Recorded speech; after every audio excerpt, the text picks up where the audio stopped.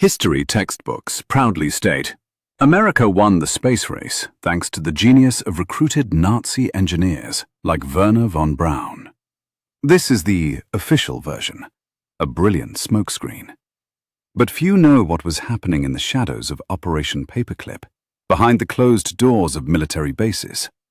Along with the blueprints for V-2 ballistic missiles, U.S. intelligence agencies carefully imported mind control techniques straight from the barracks of Dachau and Auschwitz. Remember August 1945. Europe lies in ruins, and in Washington, the Joint Chiefs of Staff sign a top-secret directive. Thus, Operation Paperclip is born. Its main goal is to prevent Soviet intelligence from seizing the advanced scientific potential of the collapsed Third Reich. However, the lists of the Joint Intelligence Objectives Agency included not only nuclear physicists and aircraft designers, there were highly specific personnel as well. Look at declassified dossier number 32/14, Dr. Hubertus Struckhold. In the US, he will be called the father of space medicine, and monuments will be erected in his honor. But until 1945, Struckhold headed a Luftwaffe research institute. His subordinates froze Dachau prisoners alive and conducted deadly experiments in pressure chambers. Or Kurt Blome, Deputy Surgeon General of the Reich, the man responsible for developing biological weapons and monstrous neurobiological experiments on prisoners of war. Blome was miraculously acquitted at the doctor's trial in Nuremberg in 1947. Why? Because handlers from the US Army Chemical Corps were already waiting for him. American intelligence cynically saved these men from a well-deserved noose. The Nuremberg Tribunal became merely a theater with pre-written roles for the chosen few. In exchange for their freedom, Washington demanded their unique, blood-soaked archives. Detailed data on pain thresholds, sleep deprivation, and the breaking of the human psyche. Why did the nation that defeated fascism need these materials? The Cold War was beginning, and a new, invisible weapon was required to interrogate elusive KGB agents. The Office of Strategic Services, hastily reorganized into the CIA under the leadership of Allen Dulles, desperately needed truth serum and personality reprogramming algorithms. This is exactly how the sadistic experience of Nazi doctors formed the basis of the very first CIA mind control programs, secret projects, Chatter and Bluebird. By April 1953, these disparate studies had taken shape into something truly monstrous. CIA Director Dulles officially approves the launch of Project MKUltra. Chemist Sidney Gottlieb is put in charge of the program, a man with a quiet voice and unlimited powers that Heinrich Himmler himself would have envied. MKUltra was not a localized scientific experiment. It was a web that entangled 80 universities, government hospitals, and prisons across North America. Remember the Allen Memorial Institute in Montreal, where Dr. Ewan Cameron conducted experiments generously funded through a front organization, the Society for the Investigation of Human Ecology. Cameron applied refined Nazi techniques, electroshock in 100-fold exceeded doses, medically induced comas for 65 days, and the continuous playback of looped audio cassettes. Officially, he was treating schizophrenia and depression.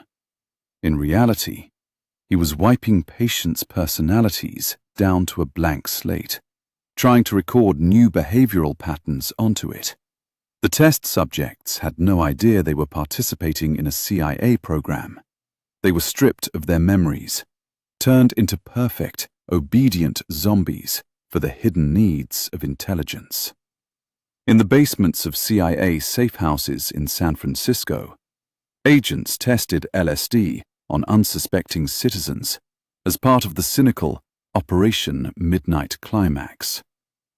All of this is a direct carbon copy of the experiments by Dr. Kurt Plotner from the Ahnenerbe Institute, who studied the effects of mescaline on Nazi concentration camp prisoners. Plotner was looking for a reliable way to suppress human will. Gottlieb and Dulles simply took his findings, blew the dust off them, and monstrously scaled them up. In the surviving CIA archives, fragments of documents remain regarding the creation of Manchurian candidates, programmed assassins with no memory of the crime committed. Directive hypnosis, sensory deprivation, and isolation chambers were used for this. Technologies of total personality disintegration, honed to perfection by the executioners of the Third Reich. For 20 long years, the CIA broke human lives with absolute impunity, pouring millions of dollars of unaccounted budget funds into its black programs. It was only in 1973, against the backdrop of the escalating Watergate scandal, that CIA Director Richard Helms gave the order to urgently destroy all documents regarding Project MKUltra. 7 boxes of financial records, accidentally found by auditors in 1977, triggered loud Senate hearings. The American public shuddered in horror. The Church Committee authoritatively declared that the inhuman experiments of the Cold War era had been permanently halted. The CIA publicly repented. A convenient and beautiful finale for the evening television news. But ask yourself a cold, logical question. Would the most powerful intelligence agency in the world voluntarily give up the ultimate weapon of mind control? Of course not. The successful project wasn't closed. It simply changed its facade, went deep underground, and evolved alongside technological progress.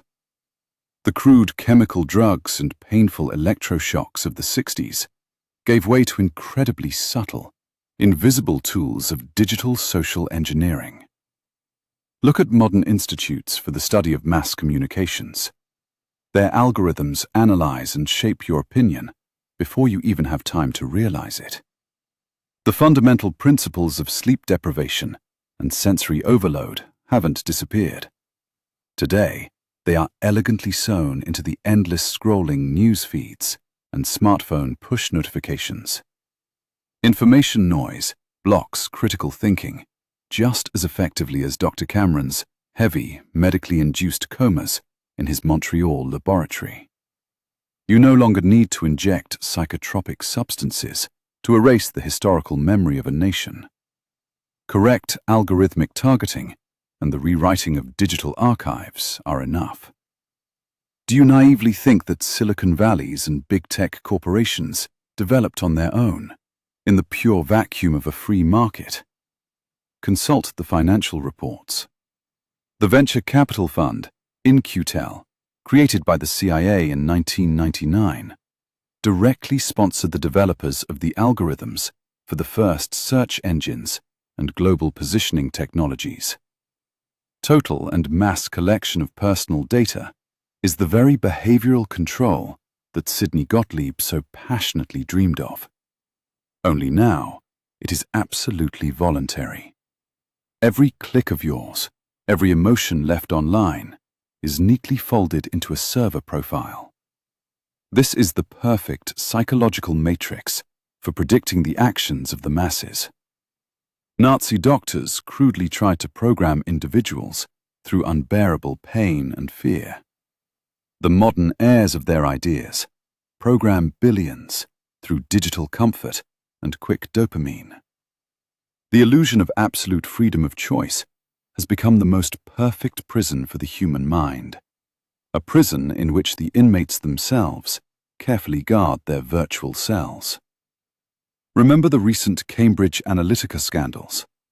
Voters around the world were segmented by their deep psychological vulnerabilities, applying strict military strategies of psychological operations. This is not a systemic failure of democracy. This is its direct, mathematically precise development, conceptually laid down in those very yellowed protocols of the Nuremberg interrogations. The cynical and cold calculation of the ruling elites has remained unchanged. Real power always belongs to the one who controls the perception of reality by the submissive majority. The technologies of personality erasure have permanently stepped out of secret laboratories and into the global network. Cancel culture and mass digital amnesia are symptoms of one prolonged experiment. Yes, the paper documents were destroyed long ago, and the participants of the first covert operations are dead. But the architecture of the invisible electronic concentration camp, designed by the ideologists of Ahnenerbe, is fully completed today. You won't find it behind rusty barbed wire.